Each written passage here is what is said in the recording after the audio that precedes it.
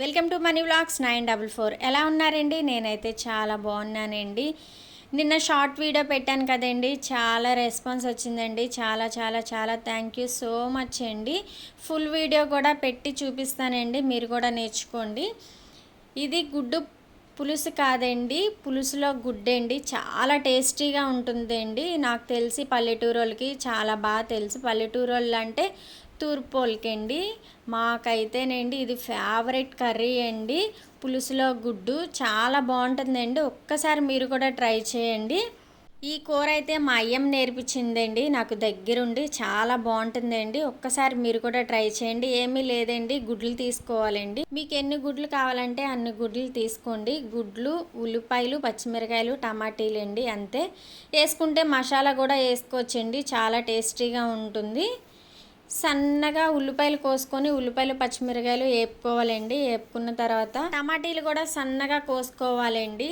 సన్నగా కోసుకొని ఇప్పుడు అందులో పసుపు, ఉప్పు వేసుకొని మగ్గబెట్టుకుందామండి. ఉప్పు సరిపోయినంత వేసుకోవాలండి. కూర అయితే చాలా బాగా వచ్చిందండి. మసాలా వేసుకుంటే ఇంకా బాగుంటుందండి. పిల్లలు తినరని నేనైతే వేయలేదు. మీరైతే మసాలా వేసుకోండి, ఇంకా చాలా టేస్టీగా ఉంటుందండి. చూసారా, ఇంకా మగ్గాలండి. మూత పెట్టేసుకుందాం. అంతలోకి చింతపండు కూడా నానబెట్టుకోవాలండి. చింతపండు కూడా నానబెట్టేసుకున్నాను నేను. అన్నీ రెడీగా పెట్టుకుంటే ఏ కూరైనా ఈజీగా ఉంటుందండి. మనం సింపుల్గా చేసేసుకోవచ్చు.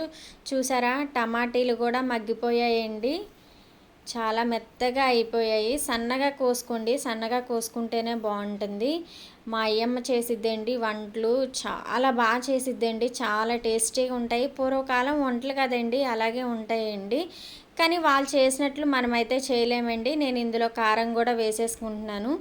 కారం అయితే చాలా కలర్ఫుల్గా ఉందండి, కానీ వీడియోలో మాత్రం కనిపించట్లేదండి. చాలా ఎర్రగా ఉంటుందండి కూర, నేను ఏది వండినా కానీ. ఇప్పుడు కారం వేసేసాం కదండి, ఒక్క 2 నిమిషాలు మూత పెట్టేసుకుందామండి. మూత పెట్టుకొని తీసుకుందామండి, పచ్చివాసన రాకుండా ఉంటుంది. చూసారా, చాలా కలర్ఫుల్గా ఉంది కదా. చింతపండు గుజ్జు కూడా తీసుకున్నానండి. చూడండి, చింతపండు గుజ్జు కూడా వేసేస్తున్నాను.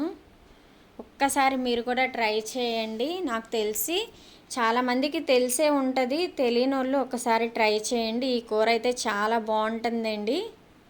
గుడ్డు పులుసు కండ చాలా టేస్టీగా ఉంటుందండి, తినడానికి చాలా బాగుంటుందండి. పులుసులో గుడ్డు ఏంటి అని మాత్రం అనుకోకండి, ఒక్కసారి ట్రై చేయండి. నేను గుడ్లు ఏంటి చాలా ఇలా కొడితే చాలండి పగిలిపోయాయి. నేను అనుకోలేదు వాళ్ళంతా దీనిగా ఉంటాయని. జాగ్రత్తగా చూసుకొని విడివిడిగా వేసుకోండి, దగ్గరగా వేయకుండా. కానీ పులుసు బాగా తేలాలండి. పులుసు బాగా తేలితేనే బాగుంటుంది. బాగా పులుసు తేలాలి. ఇప్పుడు లైన్గా నేనైతే 4 గుడ్లు తీసుకున్నానండి. 4 గుడ్లు దూరంగా వేసేసుకోవడమే. వేసేసుకొని సిమ్లో పెట్టుకోవాలండి. అటు సిమ్లో కాకుండా అటు ఫుల్లో కాకుండా పెట్టుకొని మూత పెట్టేసి మగ్గనివ్వాలండి. ఒక 5 మినిట్స్కి ఒకసారి చూసుకుంటూ ఉండాలండి. ఎందుకంటే గుడ్డు మనం అందులో పగలగొట్టాం కదండి, కదిలిపోతాయి. స్లోగా తిప్పుకోవాలండి ఒక్కొక్కటిగా. కానీ నాకైతే ఏమి వెళ్ళలేదండి, గుడ్డు అయితే అలా వచ్చిద్దండి. గుడ్డుగా కాదు, సొన కూడా ఉడికిపోయిద్దండి. సొన కూడా తినని వాళ్ళు కూడా తింటారండి, అంత బాగుంటుంది. చాలా టేస్టీగా ఉంటుందండి, పుల్లగా ఉంటుంది. తినడానికి చాలా బాగుంటుందండి. ఒకసారి మీరు కూడా ట్రై చేయండి. కూర వండుతుంటుంటే ఎప్పుడు ఉడికిపోద్దా, ఎప్పుడు తిందామా అనిపించిందండి. చాలా బాగుందండి. కూర వండినంతసేపు మా అయ్యమ్మనే తలుచుకుంటా ఉన్నానండి. మా అయ్యమ్మని కంపల్సరీగా పరిచయం చేస్తానండి నేను. ఇందులో మా అయ్యమ్మతో కూడా వంటలు చేపిస్తాను. కూర అయితే అయిపోయిందండి. చూసారా, కుత్తలాడిపోతుంది కదా. ఇప్పుడు మూత పెట్టుకొని గ్యాస్ కట్టేసుకుందామండి. మా వీడియోస్ కానీ మీకు నచ్చినట్లయితే like and share and subscribe. Please support me.